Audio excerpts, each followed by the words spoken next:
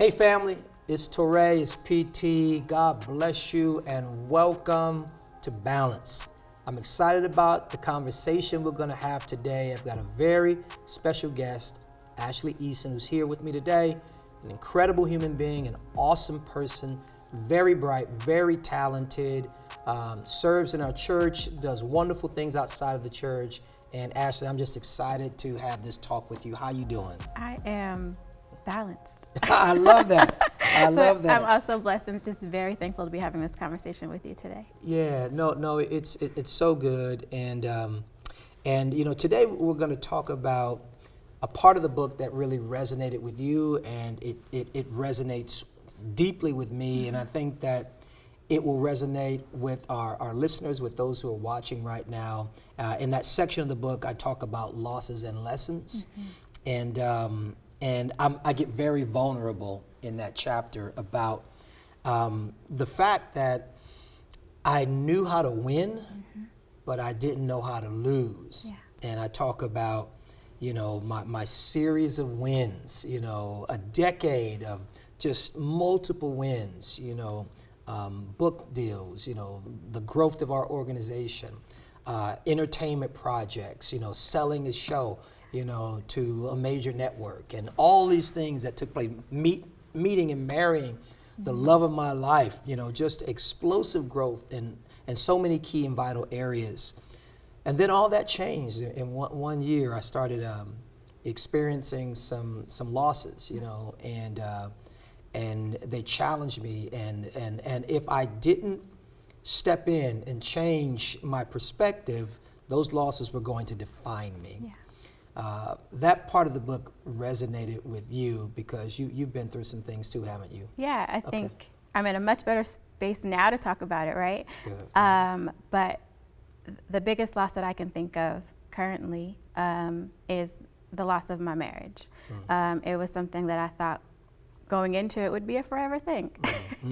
And then it wasn't, and it happened so quickly, and it was devastating because of how fast the relationship went and how fast the relationship ended. And I think that it crippled me a bit because I wasn't sure how to process something that was so public. Can't hide that. No, Yeah, can't hide or I that. tried to because I didn't tell anybody, right? And so that was really hard to be going through that by myself. Why didn't you tell? Were you ashamed or? For sure, I was embarrassed. I was shamed. I was still in shock, and and also I was delusional a little bit because I wasn't sure or I didn't believe that it was truly over. Wow. And so I didn't want to present a negative image to the world or my family if we were going to be able to reconcile. So you were still holding on to, you know, because you know you said it was kind of like a fairy tale. So you go into it, you're a spiritual person, so you're like, hey, this is God. I heard him. God He said, let's do it. Wow. This is him. I heard the Lord. Wow. So that's a whole nother level of disappointment. It's one thing to maybe do something out of your own volition, you know, out of your own wisdom or what have you. It's another thing to believe that God told you to do something, and then that failed. That's devastating. That's really devastating. Go on. I just want to understand. I want to go on the journey with you. No, for sure. And I think that that's an important part to bring up because, you know, my relationship with God is very important to me. And so I thought that I heard clearly, and I think I should say thought that I heard, right? But in my in what I was experiencing at the time, it was very clear that this is what I should be doing and who I should be doing it with and how we should be doing it. And so when it ended, it was just like, now I'm doubting myself. I'm doubting my relationship with God. I'm doubting God a little bit because I'm like, hey, what's up here? Ashlee, I got to stop you. I got to stop you. This is so good because what do you do when you truly, you're a spiritual person, you have a relationship with God, you pray about things, God answers prayer. You get what you and God, and based on your relationship, have talked about, have prayed, you know, have covenanted, come into agreement about, and then it doesn't turn out the way that you thought. Not only is it devastating, but it can also be devastating to your relationship with God. how do you bounce back from that? I mean, because now you're questioning everything. Everything. You're questioning yourself. Do I even hear God's voice? Yeah. Was this me? Is God even real? How can God say yes and then later say no? And I kind of want to speak into that a little bit because I've been there before. Yeah. I had one of those losses that I was telling you about was an acquisition that I've really truly felt like it was a blessing from God. Like, whoa, this is, like too good to be true. And it was a significant investment, Right. only to not have it work out. And that will mess up your spirituality, mess up your theology, it'll mess up everything. Yeah. But here is the thing. God can say yes and no later about the same thing. Perfect example is when God told Abraham to go sacrifice his son Isaac, right? You know what I mean? He said, yes, sacrifice your son Isaac. And then later on, when Abraham is preparing to do it, he says no. Right. So we have to understand that God is not any less God if two things. One, if he, I won't say changes his mind because I think that God is omniscient. He knows everything. So it's not so much changing his mind as it is changing your course. There may have been a lesson. We're talking about losses and lessons. Yeah. There may have been a lesson in that very difficult thing, that very confusing situation that would pull out a better you that you can apply to the remainder of your days. Yeah. And so herein in the moment, it is, God is not good, or God is confusing, or God isn't concerned about me. Right. But somehow through that experience, I gleaned something that I couldn't have gotten any other way. Yeah. What was the lesson in your loss? Man, there were many. One was to give myself and all parties involved grace. Learning to be patient with myself through the process of grief and grieving through what I thought was going to be. There was a lesson of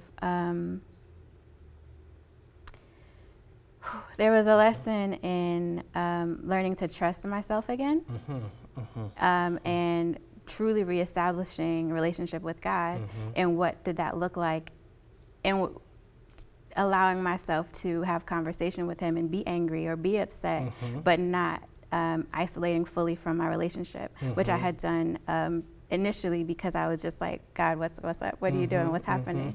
And so, there were so many lessons, but those I think were the top three. No, those are great. Things got real. It sounds like your relationship with God got even more authentic. I had to. Because sometimes we can only have a vibrant and seemingly near relationship with God when things go well, when things go as we expect, as if we know what is the absolute best thing for us.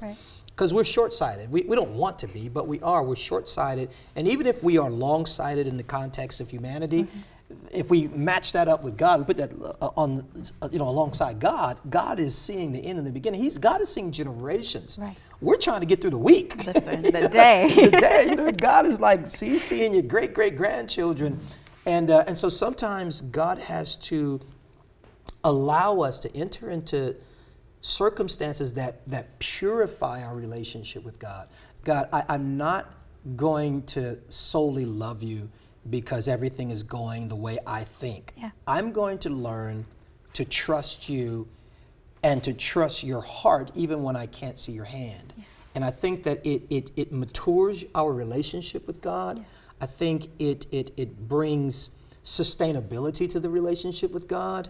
If I were God, I wouldn't want people to solely fall in love with my hand. Yeah. I would want them to fall in love with my face. I don't want someone to have like my kids. If my kids came to me all the time, every time they walked through the door, they say, "Dad, give me $100." I'm gonna love you, but I'm gonna be you little spoiled little rascal. Right. But if they came in and said, "Dad, you know what? I don't want your hand. I don't want your wallet. I just want to grab your hand and take a walk with you. Dad, I'm going through this, and this is really private, and it's going to require vulnerability, but because I think you're awesome, Dad, and you've got my best interest, I want to share this with you." Absolutely. And so sometimes those things, they deepen our relationship with God. How are you doing today? So I know that there were lessons that you learned. Yes. I know it was difficult. I know you had to go through a process. You obviously haven't abandoned God. Have not. How are you today? Are you able to trust yourself today? Was there something in the book that really resonated with you? I want to know about where you are in this moment. Yeah, so I think that had to happen in order for my relationship with God to be what it is today. That had to happen for me to trust myself enough to follow my heart again, to move to Los Angeles, to follow, to serve and to be a member at One. Literally, I heard his voice again, and I'm like, okay, let's do it. I trust you. I believe in you. And I think one of the things that I'm going to get to your question, but one of the things that I think was very important during that process was me waking up every day trying to realize that, okay, God, you did it again today, so I'm here for a reason. I have a purpose. I don't know what it is just yet, but if you're waking me up, thank you. Yeah. And let me sort of work through that. And so today, I mean, I'm truly living a dream. I am I have better relationships with my mother. I have better relationships with my friends because I was tested in that during that time, I should say. And so, I mean, balance is. You mentioned you dropped a lot of gems in balance, so many gems. But I would say that one of the things that sticks out to me is that just because you lose, you're not a loser. Just because you experience loss, you're not a failure. And I think I carried that because I was trying to pinpoint what I did wrong, and it had to be me. And there were things that were me. So let me just be clear, right? You're human. You're human. There were things that were me, and I had to learn and be able and open to work on those things. But holding on to that I was a failure wasn't going to get me far at all. So I appreciated that gem specifically, that just because you experience loss, you are not a loser. Wow, that's powerful. I have a phrase that I say, and that phrase is never waste a perfectly good failure. That's my sentence. It's a mantra of mine. Never waste a perfectly good failure. First of all, the implication there is that there will be failure. One, two, it means that there's something in a failure. And it's all about perspective, because you're right. When we fail, there's that voice in there that tries to define you by failing, which is why you get failure. Or if you lose, there's that voice that tries to define you by that loss and call yourself a loser. But no, I'm not defined by a moment that ultimately is going to help me to be better. And so I always say, never waste a perfectly good failure, because I believe that if you do an autopsy on that failure, if you do an autopsy on that loss, an autopsy on that mistake, you're going to be able to reach in there and get rich treasure that's going to set up the rest of your life. We're frustrated because that past moment didn't work. But again, remember, God is looking way down the road. He's like way out there, and he's thinking about your children, your children's children. He's thinking about your next. And so, God, to your point, I'm breathing today. I'm alive today. It means that life hasn't seen my finest work yet. I am a masterpiece in the making. And therefore, what I need to do with that failure is I need to open it up, be brave enough to know that I am not defined by it. So let me go in here and look at it objectively and see what I can learn, pull out, and apply to my future. That's how losses become lessons, and lessons make us better. I'm glad that you're better. I believe you've got an incredible future. I believe that for every setback, for every disappointment that you overcame, that you were able to maintain a healthy perspective, you're going to experience double blessing, double increase, and you're going to ultimately become a teacher to others of that same grace that you've received. Wow, I received. Thank you. Thank you. Ashlee, thank you for having this conversation. I think it's powerful, impactful. Thank you for tuning in. Thank you for tuning in to Balance. If you don't have Balance, I encourage you to pick it up. You can go to thebalancebook.com. This book is changing lives all over the place, and it will change yours. Thanks for tuning in. God bless you. May you be blessed. And even more than being blessed, may you be balanced.